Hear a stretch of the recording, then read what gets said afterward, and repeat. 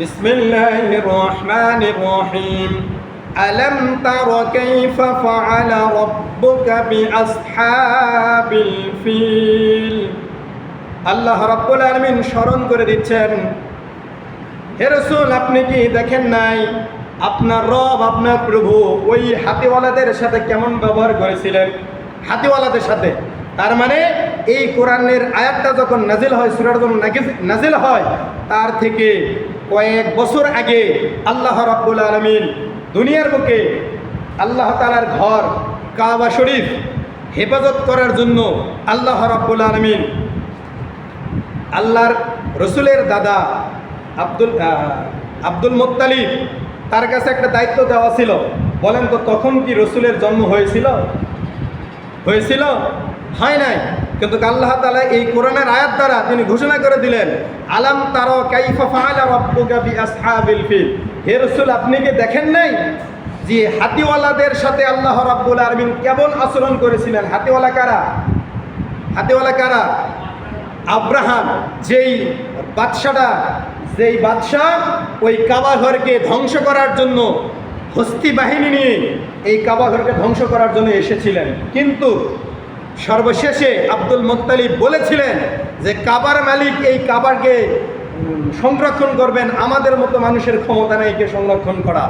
কিন্তু আল্লাহ রাব্বুল আলামিন তার ঘরকে তিনি নিজেই হেফাজত করেছিলেন।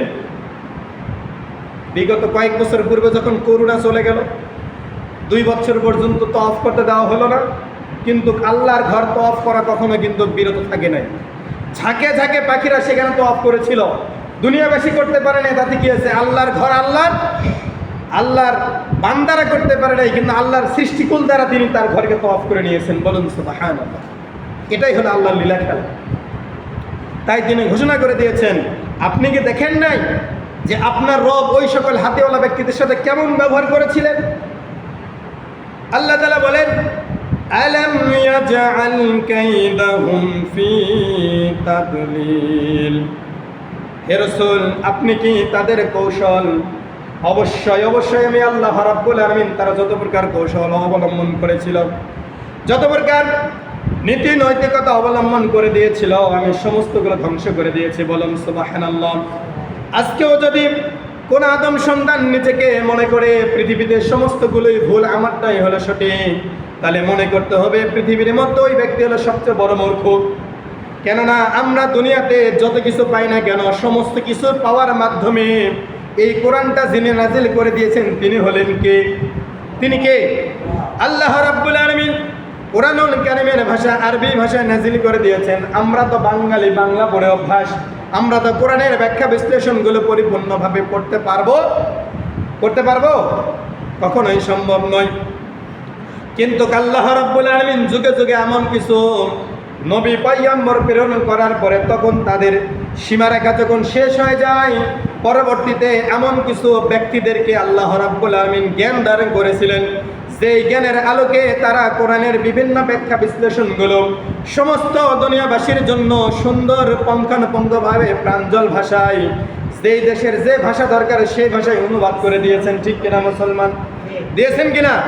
যদি এইটা না দিত তাহলে আপনার আমার মতো মানুষের ক্ষমতা ছিল না এই কোরআনটাকে বোঝা। ঠিক কিনা? তাহলে আমাদের চিন্তা চেতনা নেওয়া লাগবে।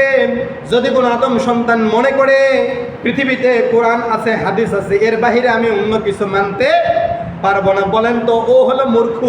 এর চেয়ে বড় মূর্খ পৃথিবীতে আর কিছুই নাই। আমরা মসজিদে আসার জন্য ওযু করছি না করি নাই?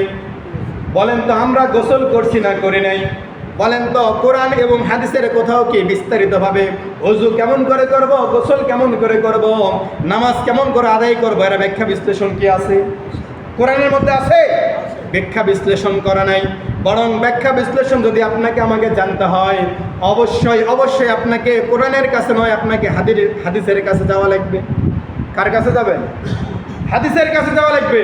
তা না হলে আপনি নামাজটা কিভাবে পড়বেন বলতে পারবেন না। একদা আল্লাহর নবী মসজিদে নববীতে বসে আছেন, এমত অবস্থায় আল্লাহর নবীর কাছে রুহুল আমিন এসে তার কানে কানে বলে গেলেন। শুধু তাই নয়, জোহরের ফরজ 4 রাকাত নামাজ তিনি সুন্দর করে আদায় করে শিখায় দিয়ে গেলেন। এর প্রেক্ষাপটে জানা যায় যে জোহরের নামাজ 4 রাকাত ফরজ, এটা আমাদের আদায় করা লাগবে, শিখায় দিয়েছেন কে? আল্লাহ রাব্বুল আলামিন জিবরাইল আমিনের মাধ্যমে শিখায় দিয়েছেন, যার কারণে আমরা জানি যে নামাজ আদায় করা লাগবে। কিন্তু কোরআনের ভাষায় বলা আছে আকিমুস সালাহ ওয়া আতুজ যাকাত, তোমরা নামাজ আদায় করো, যাকাত প্রদান করো। মাগরিবের কয় রাকাত নামাজ আদায় করা লাগবে, আসরের কয় রাকাত নামাজ আদায় করা লাগবে, জোহরের কয় রাকাত নামাজ আদায় করা লাগবে, এশার কয় রাকাত নামাজ আদায় করা লাগবে, এটা কোরআনের মধ্যে নাই। একটু সাবধান। তাই বলে কি কোরআনের মধ্যে নাই তাই নামাজ ছেড়ে দেব? কোরআনের মধ্যে আছে নামাজ আদায় করো, কত পরিমাণ করব, কোন সময় করব, এটা হাদিসের মধ্যে আছে। সম্মানিত ভাইয়ের আমার, আল্লাহ রাব্বুল আলামিন তাই ঘোষণা করে দিলেন, ওয়া আরসালা আলাইহিম তায়রান আবাবিল। আল্লাহ তাআলা ঘোষণা করে দিলেন, আল্লাহ তাআলা যখন হস্তি বাহিনী তার কাবা ঘরকে ধ্বংস করার জন্য অগ্রসর হচ্ছে, হওয়ার প্রেক্ষাপটে আল্লাহ রাব্বুল আলামিন তার কাবা ঘরকে সংরক্ষণ করার জন্য ওই হাতিগুলোর সামনের পাগুলো জমিনে এমনভাবে গাড়ায় দিলেন, ওই হাতিগুলো আর সামনে অগ্রসর হতে পারে না। কিন্তু হস্তি বাহিনী যারা নিয়ে আসলো, এই রাজা হাতির পিছনে যতই পিটন দেয়, কিন্তু হাতি সামনে না গিয়ে পিছনে আসে। কোথায় যায়? রাব্বুল আলামিন এই ঘোষণাটা তখন দিয়েছিলেন, আল্লাহ তাআলা সুন্দর করে তার হস্তি বাহিনীকে ধ্বংস করে দিলেন আবাবিল পাখি দ্বারা। বলুন সুবহানাল্লাহ। কি পাখি দ্বারা? আবাবিল পাখি দ্বারা। বলেন তো, আল্লাহ তাআলার সেই আবাবিল পাখি এখনো পৃথিবীর মধ্যে আছে না নাই? এখনো আছে না নাই?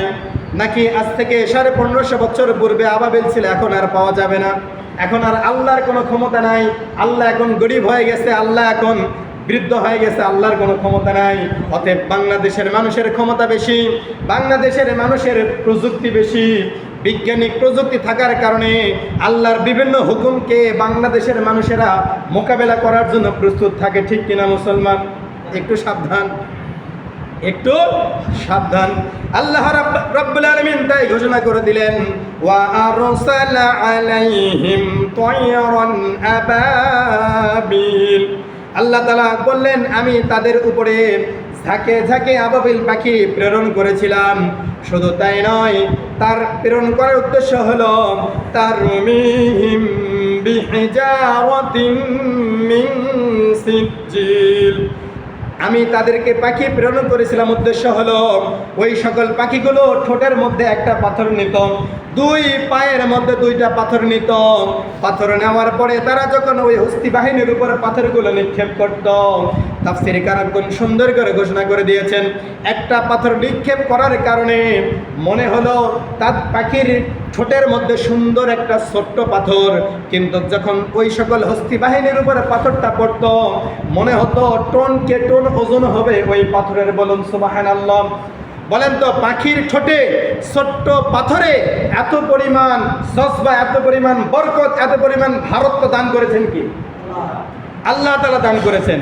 তাহলে অবশ্যই মনে রাখতে হবে, একটা পাখি যখন 3টা পাথর নিক্ষেপ করার কারণে হস্তি বাহিনী, রাজা বাদশাহ সমস্তগুলো মাটির সঙ্গে যেমন ধুলে মিশে চলে যায়, কেমন নিষ্পেষিত হয়েছিল, আল্লাহ তাআলা সুন্দর করে ঘোষণা করে দিলেন, ফাজআলাহুম কাআসফিম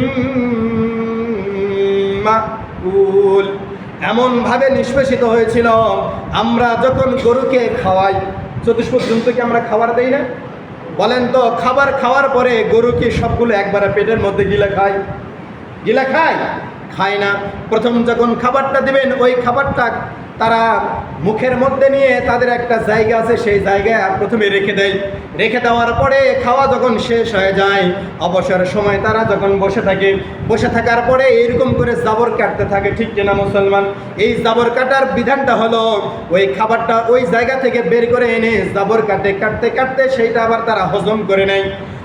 আল্লাহ তাআলা এখানে ঘোষণা করে দিয়েছেন, ওই জাবর কাটা খাবারটা যেমন ঘুষির মতো এমনভাবে নিষ্পেষিত হয়ে যায়।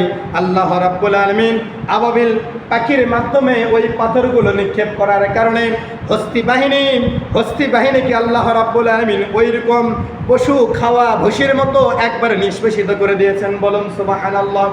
আজকেও পৃথিবীর মধ্যে কোরআনটা আছে, হাদিসগুলো আছে, ইজমা কিয়াসের বিধানগুলো আছে, আজকেও মুস্তাহিদগুন আছে, আজকেও ইজমা কিয়াসের বিধানগুলো আছে, ইস্তেহাদের বিধানগুলো আছে। আজকেও যদি কোনো আদম সন্তান মনে করে আমি আল্লাহর বিধান মানি না, কোরআনের বিধান মানি না, হাদিসের বিধান মানি না, আমার ইচ্ছা মতো চলাফেরা করবো, বলেন তো ওকে ওই রকম শায়েস্তা করার দরকার আছে না নাই? আল্লাহ কি করতে পারবেন না? আমাদের চিন্তা চেতনা নেওয়া লাগবে। দুনিয়াতে যতই কিছু করি না কেন সমস্ত কিছুর মালিককে, সমস্ত কিছুর মালিককে। তাহলে আল্লাহ যদি সকল কিছুর মালিক হয়ে থাকে, তাহলে অবশ্যই আল্লাহ তাআলার বিধান অবমান করা যাবে না, মূল্যায়ন করতে হবে। কি করা লাগবে? অবশ্যই অবশ্যই ফরজ আইন হিসাবে মূল্যায়ন করা প্রতিটা মানুষের জন্য একান্তভাবে ফরজ। বলুন সুবহানাল্লাহ।